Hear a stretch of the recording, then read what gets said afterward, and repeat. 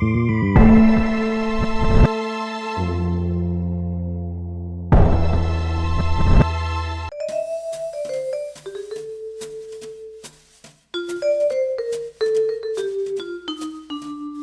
want it?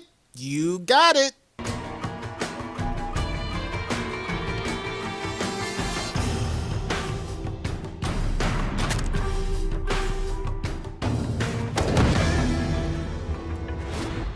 내가 죽을 줄을 쳤다.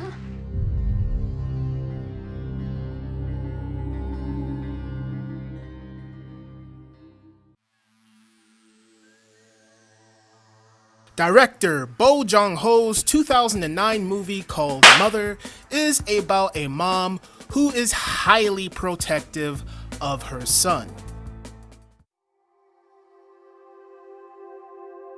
We kick things off with Mother in a field. Mother is dancing away because it seems like she wants to get away. We meet Mother's son. Right off the bat, it seems like he's a buffoon. 괜찮아? 도준아 난다. 아씨 엄마 들어가. Right after nearly being killed, Mother's son and his friend attempt to track down the vehicle. 손님, 뺑소니 상황입니까? 사람 치고 엑셀 밟는 새끼들은 연상부터 밟아야 돼. 개 같은 새끼들 좀.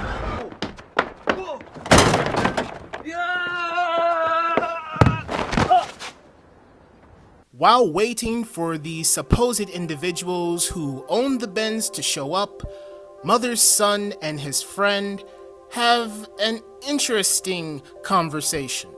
너 여자랑 잡았어? 너 여자랑 잤어. 여자 누구? 엄마. 얘네들은 왜 안 오니? 씨발.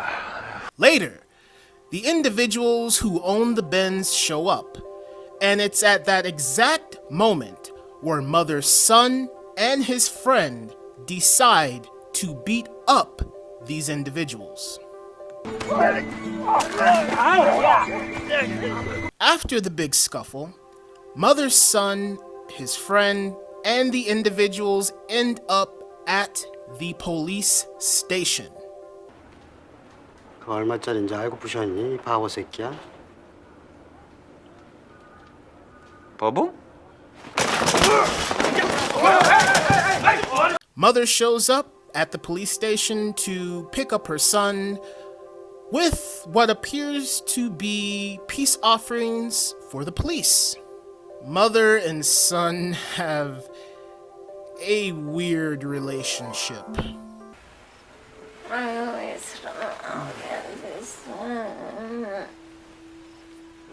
At a bar, the son decides to have a few drinks. He's waiting for his friend, but his friend doesn't show up. Being kicked out of the bar, the son goes for an intoxicated stroll. During his stroll through the neighborhood, he encounters a mysterious young woman.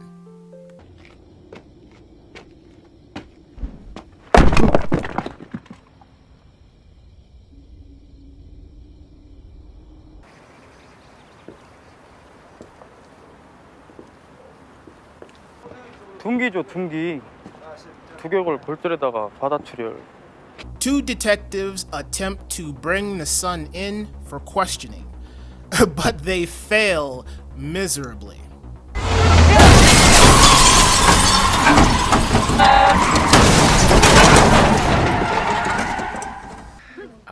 야, 너 이 새끼야 운전을 너? 뭐 일단 죽였다는 게 중요한 거지 뭐. 자, 그 본인도 인정을 했고. 네가 죽인 거야? 미쳤어 엄마. 당연히 안 죽였지. 근데 왜 그랬어 이 바보야? 바보라니 아들한테. This scene is interesting. Mother decides to pay her respects to the victim's family, but the situation ends up turning nasty. When all hope fails, hire a lawyer. The lawyer examines the son, and it's at this point the son confesses that it wasn't him who broke the mirror on the Benz, it was his friend. Determined to rid her son of this situation, Mother decides to take matters into her own hands.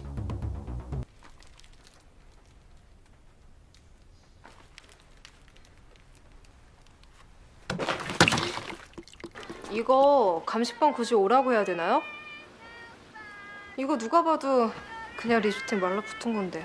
언니, 이거 수고하니까.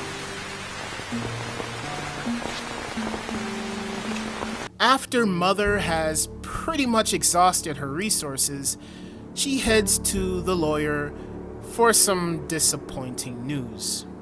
저 대박이야 대박!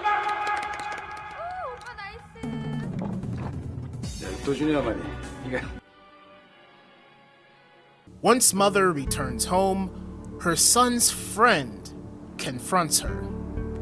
Her son's friend gets into a conversation with Mother about the mysterious girl and the supposed circumstances behind her murder. 알아 동네 사람들. 씨발년 이거 내가 죽여버렸다. 이제 잘 보이냐? In a desperate attempt, Mother conducts her own investigation to try and seek the truth. One piece of information that Mother receives is vital. 못 잠배요. 그런 거 다 뻥이고요. 문화정 별명이 쌀떡손이었대요. 쌀떡? During the duration of his incarceration, Mother's son gets beaten up, and during a conversation they have about the situation, he remembers what Mother tried to do to him when he was 5 years old. 그때 나 죽이려고 바카스에 농약 타서 먹였잖아. Astonished by this crucial information, Mother wants to perform acupuncture on her son in an attempt to try and heal his pain. Saddened by her son's revelation, Mother decides to let the good memories stay alive. 나 지금 하늘나라 꽃밭에서 알록달록 손 붙잡고 다닐 텐데 이 고생 안 하고 내가 마음이 약해가지고 론스타를 타서 그게 좀 약하거든. 그래서 죽지도 못하고 이틀 내내 토하고 불똥 쏘고. During a conversation with Mother, the processing lady remembers an encounter she had with the mysterious girl. 마음에 들어? 거울 봐도 이러면 좋겠다. 근데 언니, 저 혹시 핸드폰 사진들 한 20장쯤 뽑으면 얼마나 해요? 여기. Getting the information she needs, Mother tracks down the girl with the scar on her face, who was friends with the mysterious girl. Trying to get information, Mother poses as a potential customer. 그냥 사진 찍을 때 꼭 소리 나게 돼 있잖아요. 치즈, 띠링. 그거 안 나게 살짝 개조하는 거예요. 몰카 찍기 좋게. Two creeps end up harassing and assaulting the girl with the scar on her face in an attempt to get the mysterious girl's cell phone. Mother follows the creeps and immediately calls her son's best friend.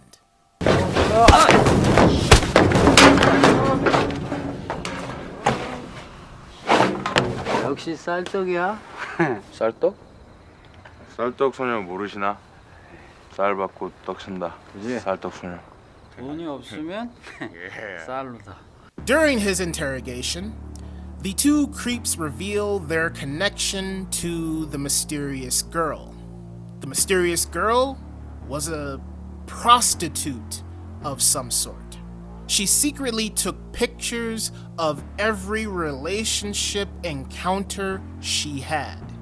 Finally figuring out the mystery, the mysterious girl is no longer mysterious. 근데 윤도준 그 병신 새끼만 괜히 쳤대. 아 진짜 그 바보 새끼는 아정이 빤스도 한 번 못 본 게 엉뚱하게 걸려가지고. 그만하자. 그때 윤도준 씨 엄마랑 잔다며요. 안 닥쳐.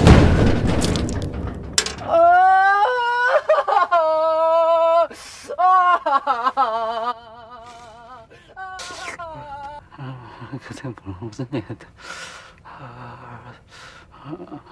예를 들면은 이거 응. 핸드폰을 막걸리로 바꾸면 몇 병이나 줄까? 엄마 나래! 엄마 나래! 엄마 생각났어. 엄마! 나래 불러줘 나래! Mother accomplishes her mission and retrieves the mysterious girl's cell phone. Reporting what she has found to her son, Mother shows him some pictures, and he pinpoints a junk collector who was there that fatal night. Mother confronts the junkyard man and tries to get some information out of him. The junk man spills the beans about what happened that night. He reveals that her son is the one who killed the mysterious girl. 나 남자가 싫어. 그니까 말 함부로 하지 마, 이 바보 같은 새끼야.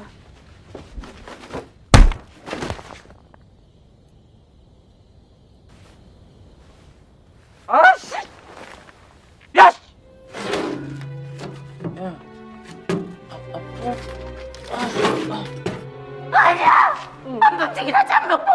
Finally realizing that he should call the police, Mother takes matters into her own hands.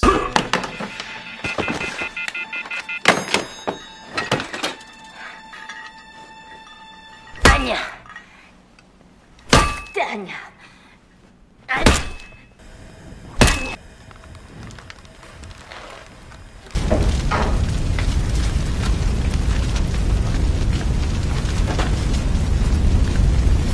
The detective shows up and reveals that a kid named JP who ran away from a sanitarium is the one who's responsible for the mysterious girl's murder. 봤거든. 근데 그 자식 난방에서 혈흔이 그러니까 핏자국이 나온 거예요. 검사를 해보니까 문화적 혈액으로 밝혀지면서 완전 게임 끝난 거지 뭐. 그 막 둘이서 뜨겁게 막 거시기 하다가 아정이가 코피가 난 것이다 이렇게. Mother visits JP and realizes he has no family. All of the charges against Mother's son are dropped and he is set free. 보물상 저거 불나가지고 홀라당 다 탔어. 맞아. 거기 할아버지 죽었다며?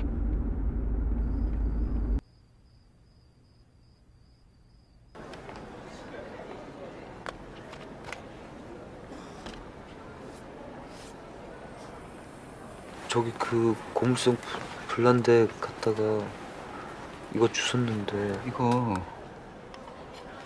이런 거 막 흘리고 다니면 어떡해 엄마는.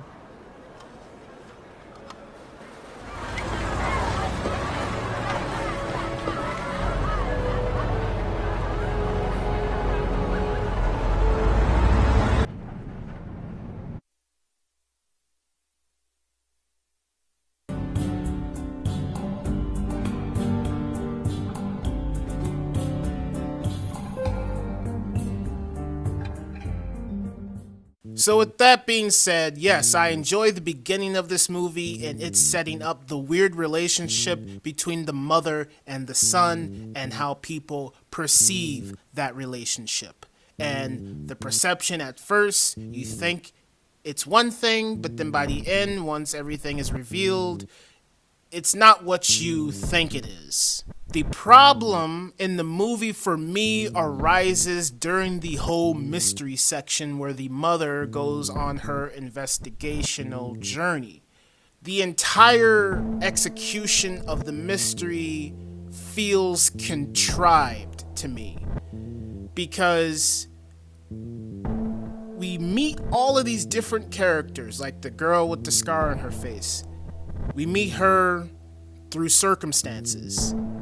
Coming together is so frustrating to me because we don't know any of these people. They just pop up. And I can understand it for the most part because it makes sense because we're put in Mother's perspective. We're in her shoes. So we're experiencing all of these things with her. We're following along with her on her journey. And it may be frustrating to her too, but as an audience member, it's extremely frustrating to me because the mystery element here feels unnatural. Like with JP, for instance, when we meet JP, we meet him at the end of the movie. And this is the guy who is being convicted. He didn't really do it, but how they set all of it up, like I said, it feels contrived because at first we hear about JP in passing. There's, I think, 3 mentionings of JP. The detective mentions him at the very beginning.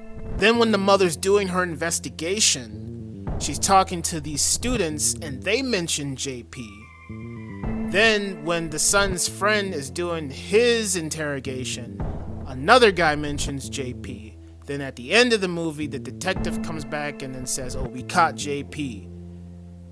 And how they convicted him, it makes sense because it was set up where the processing lady remembered her moment with the mystery girl, and the mystery girl had a nosebleed, and she only gets nosebleeds when she's very passionate about something. So she and JP were in a relationship, and her nosebleed got on his shirt, and so that's how they put 2 and 2 together. So then when we meet JP, we finally see JP by the end of the movie.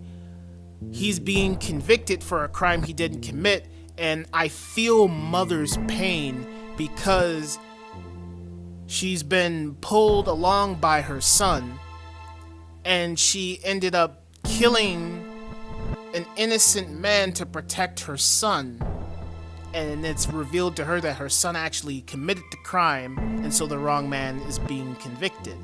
So I understand that, and I feel that pain that Mother has. But I don't care about JP. I don't know this character. They don't set this character up in a way where I get to know who he is as a person. I guess that's not important. But how can I feel anything for this character who's being wrongfully accused when I don't even know him? All we know is that he escaped from a sanitarium and he has no family. But he could be a killer for all we know. Why is he in an institution? Is it because he's mentally challenged? We don't even know why he was in a mental institution. But I do wish that this movie wasn't constructed in a way that was unnatural. It all is constructed to make the audience confused. And I don't like that. Because when we see the scene where the son first encounters the mysterious girl, she throws a rock at him. And it ends right there. And when I first saw that, I said to myself, is that all that happened? Or is there more to this scene? So he doesn't give us all of the pieces right away, which is fine. But then when you're trying to build a mystery, the only 2 suspects that I can come up with is the best friend, because he has the golf club, and then the son. There is no one else. There's no other suspects. So I'm thinking, okay, you should have introduced all of these different players like JP. We get to see JP and whoever else, establish them right away so that when the girl does end up dying, we have key players in our mind. We have potential suspects who we think could have done it, who may have had a potential motive. But then once that mystery starts, we have nothing. We don't know anything. All we have to go on is it the friend, but then it's confirmed it's not him, so now we're like the only suspect is the son. The son had to have done it. Who else is there? So then we get all these different reveals about JP, the girl with the scar on her face, and her being tech savvy with the phone and taking out the flash and the beeping sound to when the mystery girl who's a prostitute takes secret pictures of these people she sleeps with. It all feels convenient. It feels too convenient. And so it makes me frustrated because I'm like, how is all of this coming together so easily in this way?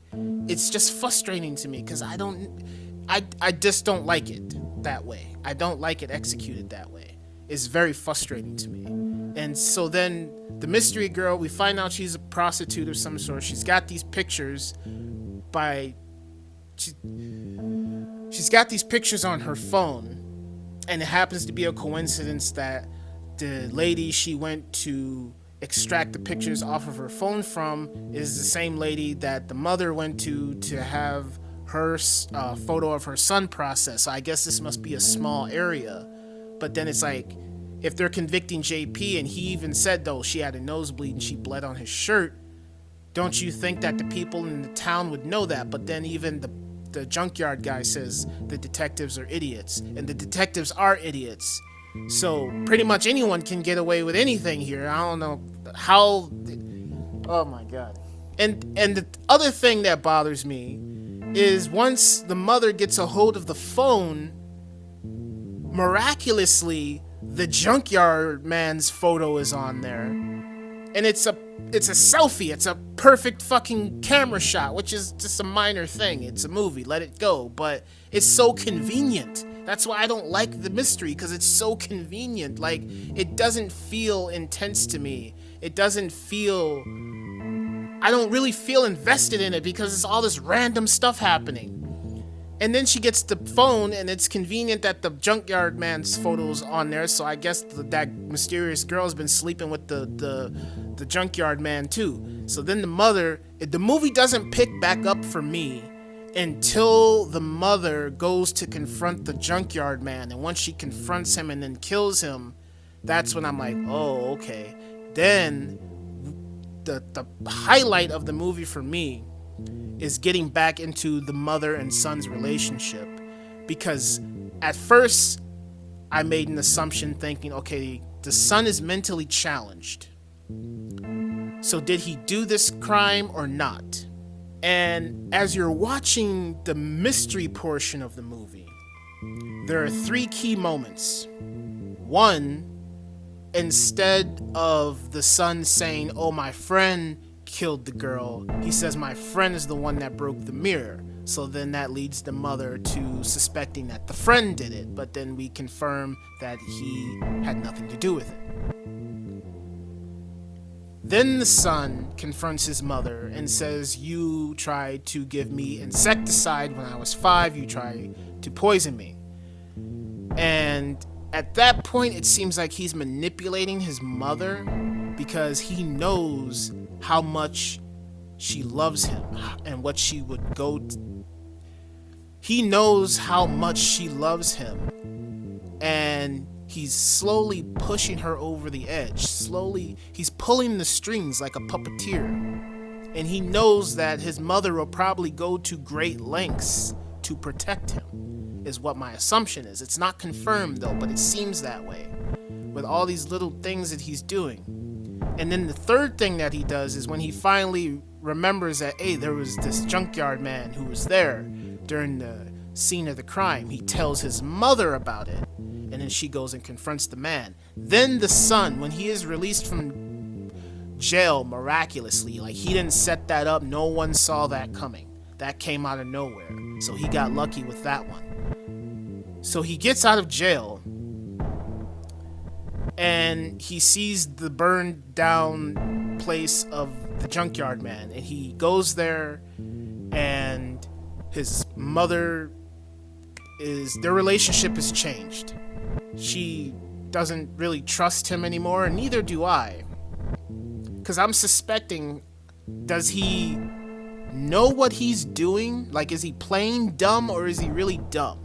So I like that part of the movie. It's very intriguing because I don't know what his motives are.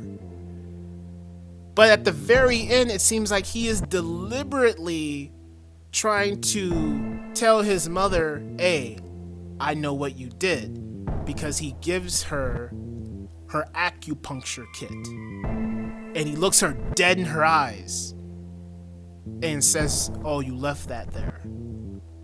And then she freaks out. And he's acting like he doesn't know why. And then I tried to look at his facial expression when he was looking out the window, but it doesn't give anything away. So it's very ambiguous as to, did he do this on purpose to his mother? Or is it just, yeah, he had these memories that popped up and he just acts on impulse. He just does whatever he wants when it comes to him, and he had no intentions of really hurting anybody. Accidents happen. So that's all this could be. Or he could have been pulling the strings the whole time. He's just putting up this ruse. And I don't know. There's no confirmation about that. So that's the intriguing factor for me, is the mother and son's relationship. And is he as dumb as other people thinks he is? Is he just putting on a show? Is he pulling the strings? Right? Because he's making his mother do all these things, like go after his friend, go after the junkyard man, right? And she's willing to go to great lengths to protect her son. So at first the relationship, like I said, seems really weird, but then by the end you realize that, yeah, she believes her son's mentally challenged and she wants to do her best to protect him and shield him from the world. So there's really nothing weird about that. It may seem weird from the outside looking in, which I think is perfectly illustrated here. But like I said, the middle portion, the whole mystery part for me is extremely frustrating, and I don't like it because it's too contrived, in my opinion. But I thought this movie was good. I did like the mother and son angle in here. The directing is good. The music is good. The performance from the son is mwah! He's fantastic. He's fantastic. He plays his part well in this movie. The mother in this movie as well. Mwah! Her performance is fantastic. Those two performances in here were great. Even though I didn't like the mystery part of the movie, I did enjoy the scene where the son's best friend gets a kick out of interrogating the two kids. I thought that scene was really good. But other than that, yeah, it's a good movie, but the whole middle portion of it with the mystery, didn't really care for it. Felt too contrived.